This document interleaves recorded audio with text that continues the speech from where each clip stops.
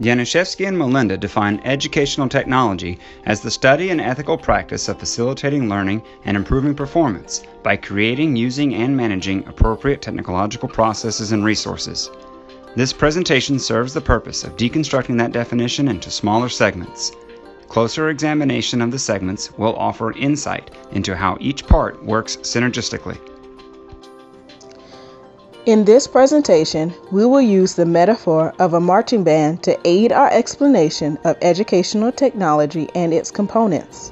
Okay, let's get started. Educational technology as a study uses educational psychology as its foundation. The same way that the instrumentalists are the foundation of a marching band, so is educational psychology to educational technology. A marching band is non-existent without its instruments and instrumentalists, and educational technology is non-existent without the psychology that drives appropriate educational processes. Different theories of learning and teaching, including behaviorism, cognitivism, and constructivism, have deeply shaped the field of educational technology. Let's start by looking at behaviorism. Theories of behavioral learning focus on the ways in which rewards and consequences change a person's behavior. Skinner's research focused on how rewards and consequences can be used to change behavior in animals. Pavlov's research on how people and animals learn led to discovering a process where a neutral stimulus can become a conditioned stimulus and cause a response. Behaviorism is important in educational technology because it drives our teaching and learning towards understanding how technology can facilitate changes in human behavior and learning. Both Piaget and Vygotsky have greatly contributed to the field of cognitivism and constructivism. Piaget's theory of cognitive development and Vygotsky's concepts of cooperative learning, scaffolding, and the zone of proximal development are important concepts in cognitive theory. The implications of constructivism in educational technology is that there is more of a focus on the learner being able to transfer knowledge, use problem-solving skills, understand information presented in a variety of ways, and identify the context in which skills will be learned. As a whole, educational psychology has greatly influenced educational technology, especially in regards to technology integration, instructional design and development, educational technology research, and the utilization, management, and evaluation of technological resources. Prior to the 1950s, educational technology focused on using technology for communicating information from the teacher to the learner through media such as movies, television, and audio recordings. The application of psychological principles began affecting classroom instruction in the 1950s and 60s.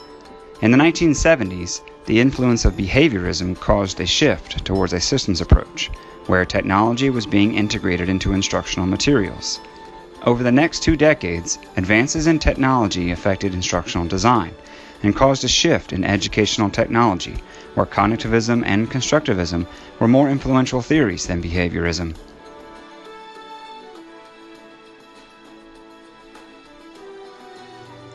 Next, we move towards the part of the definition that pertains to ethical practices. This part of the definition of educational technology can be represented by the drum major of a marching band. The drum major keeps the entire band working together. Without the drum major, each group or part of the marching band begins to fall apart and is extraordinarily ineffective. The same holds true for educational technology without ethical practices. Educational technology is inefficient if its users do not engage in ethical practices of the discipline.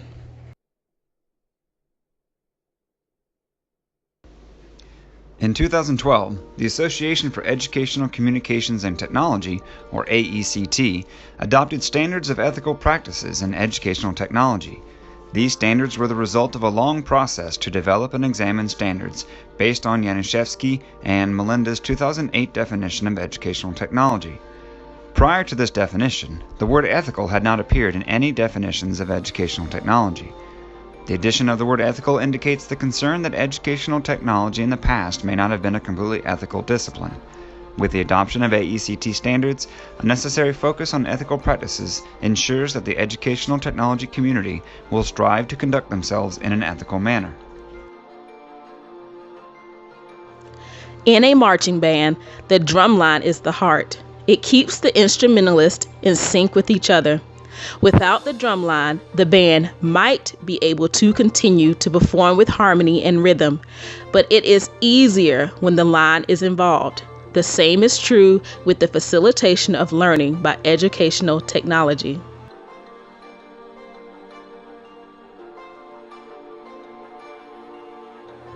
Learning could and will continue to occur cohesively and efficiently with or without educational technology. However, the introduction of technology into the learning community makes it easier.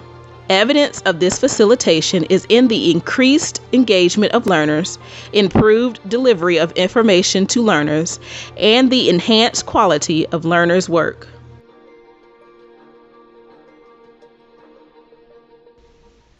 In addition to the main concepts of definition, facilitation considers the design of the environment, the resources, and the provision of technological tools.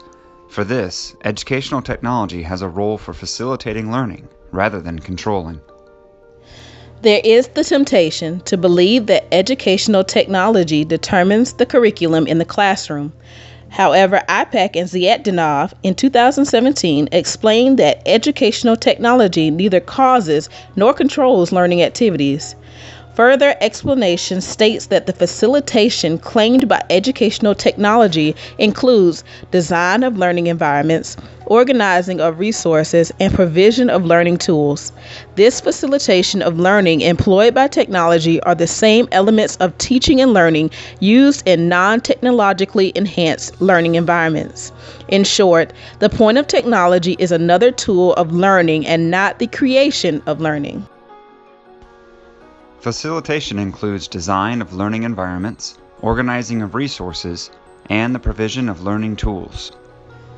In a traditional classroom, black or white boards are used to project information to the students so that all or most students can see the information at the same time.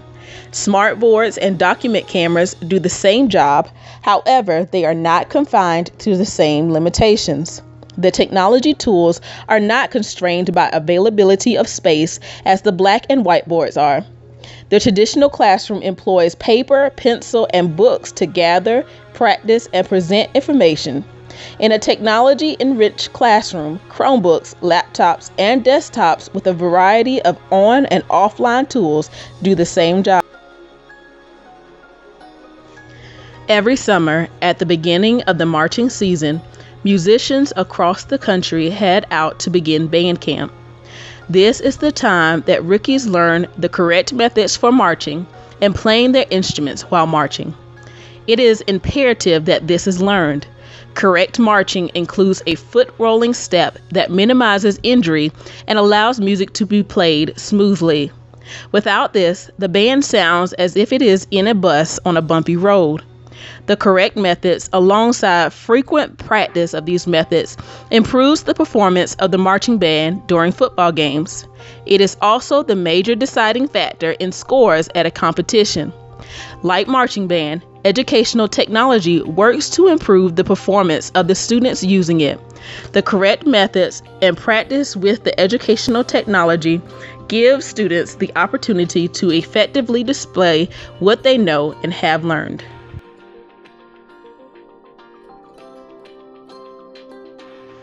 Collaboration is the current trend in education, and educational technology is allowing that to happen both in person and remotely. Examples of technology tools that facilitate this is the G Suite for Education and the online Microsoft Suite. Both allow learners to use the internet to collaborate on documents such as Google Docs and Microsoft Word, video chat to discuss ideas such as Google Hangout or Skype, and create presentations such as Google Slides and Microsoft PowerPoint. The World Wide Web is also teeming with other tools that do similar actions. This ability to collaborate on final products not only improves the performance of individual students, but also improves teamwork skills.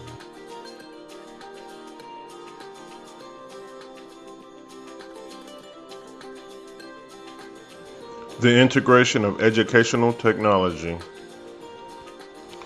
Effective integration of technology is achieved when students are able to select technology tools to help them obtain information in a timely manner, analyze and synthesize the information, and present it professionally.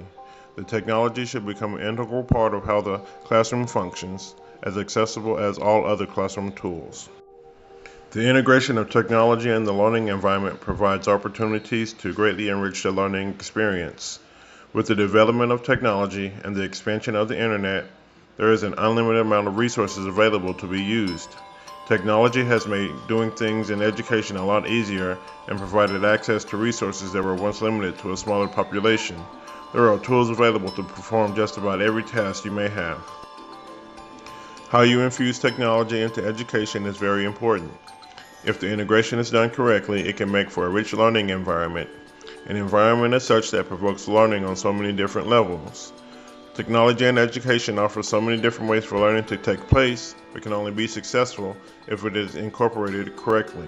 If the integration process is not done right, it can contaminate the learning environment and create opportunities for the learner to misuse the technology that was meant for their benefit. Technology in education is a very powerful tool, and with proper integration will be a great asset for the instructor and learner. Next, we will look at instructional design.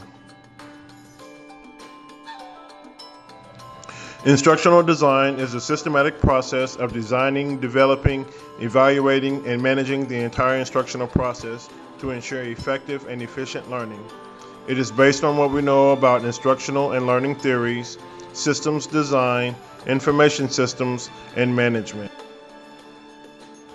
Instructional design is a key piece to the learning process. This is the part where the planning of instruction takes place.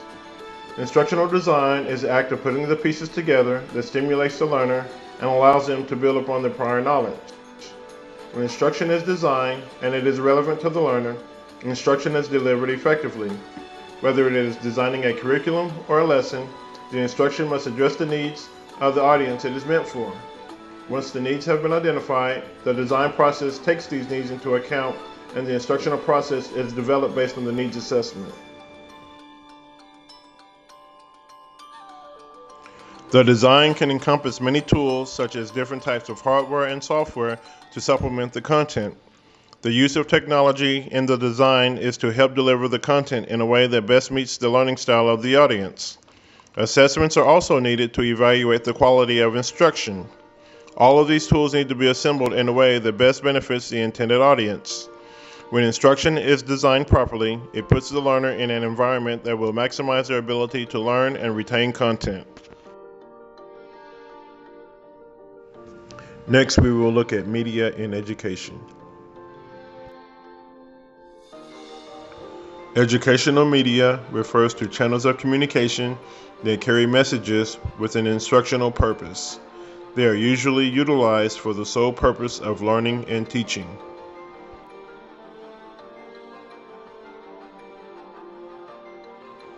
In education, how the content is delivered is important. Early forms of technological media in education was in the form of one-way communication. This form of media was usually in the form of some sort of text or a video that was presented to a particular audience. While this form of media was informative, it limited the learner's ability to provide feedback on the information, and so the information had to be taken at its word. When you have media that allow all parties to have a voice, this allows for rich discussion on the topic of interest and provides better opportunities for learning to take place.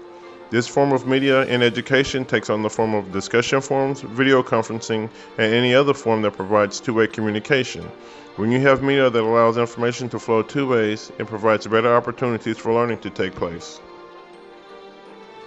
When we look at online media in education, primarily in learning management systems, synchronous and asynchronous are the two forms primarily used. These media forms have a commonality in they provide online instruction, but the synchronous form gives you the feeling of being in the classroom as it requires the instructor and students to be online at the same time to participate in class discussion. The asynchronous form allows for the students to receive the information from the instructor at a time that is more convenient to them. These forms are both convenient to the learner, but depending on the learning style of the student determines which style may be of more benefit. All of these different forms of media are valuable to education. The objective of the information and the preference of the audience will determine which form will better benefit the instructor and student relationship.